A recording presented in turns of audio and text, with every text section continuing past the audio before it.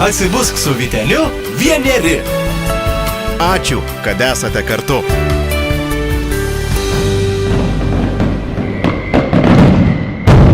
Taigi, čia pats Algimantas Čekuolis. Labas rytas, Algimantai. Labą rytą, tai ne čia pats, o tiesiog Algis. Taigi, Algi, ačiū iš tikrųjų, kad apsilankėte, garbė mums jūs čia priimti ir, na, jūs jau atšventėt ne vieną gimtadienį. Kiek? 78 su Dievo pagalba, ačiū už sveikinimą. Kad aš jūs noriu pasveikinti. Labai gera laida, labai linksma laida savo vietoje.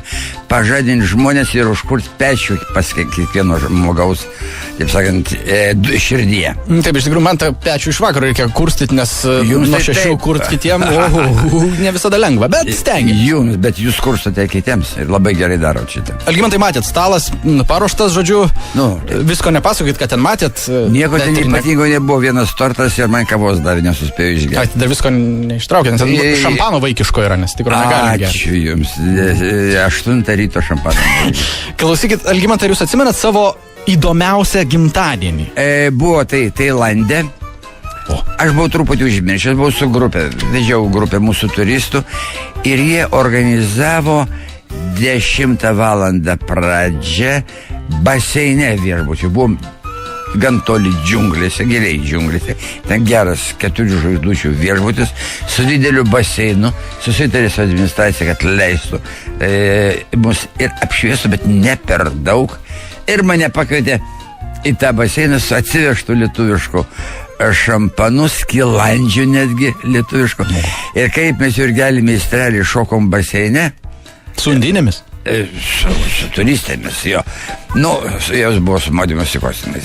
Viskas buvo padoru. Nereikia, neįsivaizduokit kažinko. Ne, kaip mes galėtume, ne. 10 valandą Tailande, naktį tropikų, naktį žvaigždės viršuje šviečia. Tai buvo linksmiausias. Smagu, kai yra ką džiugaus prisiminta, ne tik viskas blogai. Algimantai, o kokį gerą patarimą jūs, vis tiek, esat vyriausias man laidos svečias ir, na, tikrai gerbiu jūs už jūsų patirtį gyvenimišką. Klausytojai irgi, manau, man pritarė. Tai kokį gali duoti jūs patarimą mūsų klausytojams ateinantį metą? Geriausiai būtų nedavinėti patarimų, kad kiekvienas savo patirtim mokytųsi. Tai geriausias dalykas būtų. Niekas nemėgsta duodančių patarimus.